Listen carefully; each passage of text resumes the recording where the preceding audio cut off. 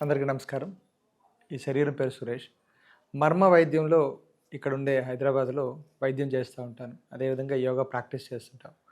ఈరోజు మనం మహమ్మారి అయిన ఒక డయాబెటిక్ గురించి మాట్లాడుకుందాం. సో, డయాబెటిక్ తగ్గుతదా? అనేది ఒక పక్కన పెడితే, అసలు ఎందుకు వస్తుందంటే ఇప్పుడిది కాదు. ఇంకా చాలా పురాతనది. అందులో శ్వేతవర్ణ పదార్థంతో కూడిన ఒక వ్యాధి అని చెప్పేసి అంటుంటారు. అంటే ఇది తెల్ల రంగు. మధుమేహం అంటారు ఆయుర్వేదంలో. సో, మధు అంటే తీపి, మేహం అంటే కదలడం, ప్రవాహం అంటారు. అంటే తీపి అనేది పరుగెడతా ఉంటది. ఎక్కడ?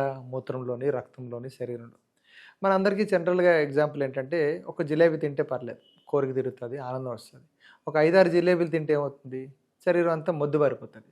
పరిగెట్టలేని స్థితి వస్తది. అంటే ఎందుకు? శరీరంలో తీపి పెరిగిపోయింది. ఆ తీపి తగ్గాలి అనుకుంటే ఏం చేయాలి? అంతకు మించిన చేదు అనేది వేయాలి. ఇది ఇప్పటి వరకు గతం నుంచి చెప్పబడింది ఏంటంటే, కాకరకాయ తింటే తగ్గిపోతది, లేకపోతే పసుపు తింటే తగ్గిపోతది, చేదు వేప పుల్ల తింటే తగ్గిపోద్దని ఇదని ఒక రకమైన చిట్కాలు జరుగుతున్నాయి. కానీ నిజానికి మధుమేహం ఎందుకు జరుగుతుంది అంటే, ఒక చిన్నపాటి ఉపాయాలు చెప్తాను. ప్రతిరోజు ఒకే రకమైన ఆహార పదార్థం తిన్నామనుకోండి, ఇడ్లీ గాని, లేకపోతే రాత్రికి చపాతీలు గాని, లేకపోతే తీపిగా ఉండే పప్పు గాని, లేకపోతే అన్నం గాని, తెల్లన్నం గాని ఇలాంటివన్నీ తింటున్నాం. కానీ ఏం పని చేయట్లే.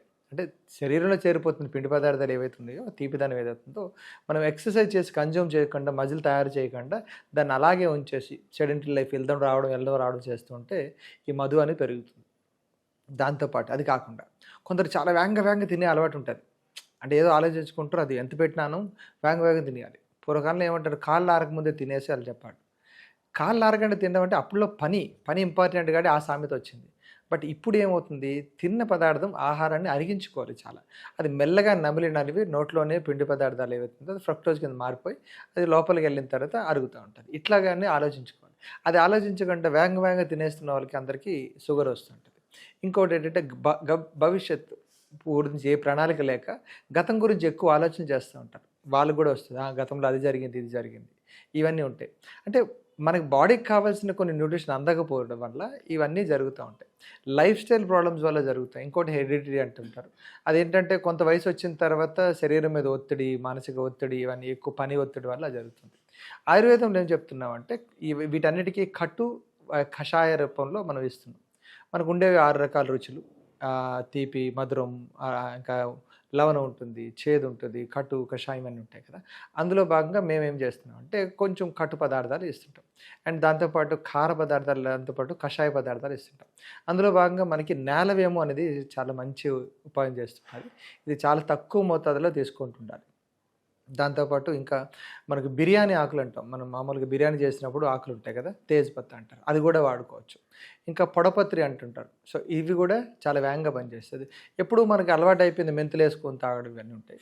మెంతుల్ని ఎవరైతే స్ప్రౌటింగ్ చేస్తారో, అంటే మెంతుల్ని బాగా స్ప్రౌటింగ్ చేయాలి. మొలకెత్తినట్టు చేసి దాన్ని ఎండబెట్టి పౌడర్ చేస్తుంటారు. సో, ఇవి గూడా మేథీ దానా అంటుంటారు చాలామంది. సో, ఇవి గూడా చాలా వేగంగా పనిచేస్తాయి. ఎందుకు ఇలాగ మేథీ దానా ఎందుకు చేయాలి అంటే, మెంతుల్ని ఎప్పుడైతే అంకురిత ధాన్యం అంటారు. దాన్ని ఎప్పుడైతే నానబెట్టి గుడ్డలో పెట్టుకొని కడితే దాని నుంచి మొలకలొస్తుంటాయి. అందులో జీవం స్టార్ట్ అవుతాయి. అలాంటి దాన్ని ఎండబెట్టి పౌడర్ చేస్తుంటారు. ఇది చాలా అద్భుతంగా డయాబెటిక్ వాళ్ళకి బాగా పనిచేస్తూ ఉంటది. సో, వీళ్ళు చేయాల్సిన పనేంటంటే ఎంత తింటున్నామో అంతకు రెండింతలు కొంచెం ఎక్సర్సైజ్ చేస్తుండాలి. సో, శరీరం లోపలికెళ్ళిన పిండి పదార్థాన్ని మారుస్తూ వాళ్ళ చిన్నపాటి వ్యాయామం, వాళ్ళ శరీరం ఎంతైతే తట్టుకోగలుగుతుందో ఆ తట్టుకునేంత వరకు మనం చేస్తుండాలి. అది డయాబెటిక్. సో, చాలా వరకు ఇది ఎలా కనిపెట్టాలి అంటే, మనం మూత్రం చుట్టూ చీమలు చేరుతా ఉంటాయి. ఊరికే మూత్రం వస్తుంటది. ఆకలేస్తుంటది, కొంచెం తింటే కడుపు నిండిపోతా ఉంటది. ఇంకా చెప్పాలి, శరీరం శక్తి తగ్గిపోతది. ఈ బొగ్గల దగ్గర ఉండే శక్తి తగ్గిపోతది. రక్తంలో ఉండే మజిల్స్, శరీరం మీద ఉండే మజిల్స్ అంతా పీసు ఉంటది. ఎందుకంటే లేతగా ఊగుతా ఉంటుంటది. కొంతసేపు నడిస్తే కాలు పీకులొస్తుంటాయి. లోపల పార్ట్ అంతా వీక్‌నెస్ జరుగుతూ ఉంటది. ఇవన్నిటికి కారణం ఏవైతుందో అది మధు అనుకుంటాం. దాన్ని మనం ఇప్పుడు డయాబెటిక్ అనుకుంటారు. షుగర్ వ్యాధి అని చెప్పేసంటారు. చక్కెర వ్యాధి. సో, దీన్ని మధుమేహం అని చెప్పేసంటారు. సో, ఇన్ని కారణాలకి ఇంకొకటి యాడ్ చేసుకోవాలి. భవిష్యత్తు ప్రణాళికలనేది వేగంగా వేస్తుండాలి. మనసెప్పుడు కూడా వెనక్కి వెళ్ళిపోతుంటది. ఎందుకంటే శరీరం తీపి బారిపోయింది, కఫం చేరిపోయింది కాబట్టి. సో, కఫాన్ని తగ్గించేది మళ్ళీ వాతము, పిత్తము 2 వాడుతుండాలి కాబట్టి, వాళ్ళు ఫ్యూచర్ గురించి ఎక్కువ ఆలోచించి ప్రణాళికలు ఎక్కువ వేస్తూ ఉంటే అంటే సైకలాజికల్‌గా అంటే అది కూడా తగ్గు ఛాన్సే ఉంది. సో, మధుమేహం వచ్చింది ఏదో నాకు చిన్నపాటి మందులు తీసుకుంటే తగ్గిపోతదంటే కాదు. సో, ఇలాంటి వాటికి మనం ఏం చేస్తున్నాం, ఆ ఎక్స్‌ట్రాక్ట్ తీసుకొని మన దగ్గర కొన్ని మెడిసిన్స్ ఉంటాయి. కానీ మేము చాలామందికి ఇంతవరకు చెప్పాం. ఏంటంటే మనం లైఫ్ స్టైల్ ఇస్తాం. అది ఎట్లా తింటున్నారు, ఏ పదార్థాలు ఇస్తాం, ఇట్లాంటివన్నీ మనం అర్థం చేసుకొని వాళ్ళకి మెడిసిన్ ఎప్పుడైతే సమపాలలో వారికి ఎంత ఉందో రిపోర్ట్లు ఉన్నాయి వాటన్నిటిని చూసుకొని ఇస్తే చాలా చిటికలా తగ్గుతూ ఉంటుంది. దెన్ 3-4 నెలల నుంచి వాళ్ళు ప్రాపర్గా ఎప్పుడైతే ఫుడ్ మెయింటైన్ చేస్తుంటారో మధుమేహం తగ్గుతుంటుంది. పెంచుకోవద్దు. మధుమేహంలో ఇండియా 2వ స్థానంలో ఉందంటున్నారు. నాకు తెలిసి అది 1కి వచ్చేసింది. దాన్ని ఇంకా పెంచకుండా ముందే నాణ్యమైన హెర్బ్స్ తీసుకోవడం వల్ల ఈ మధుమేహం అనేది వేగంగా తగ్గుతుంటుంది.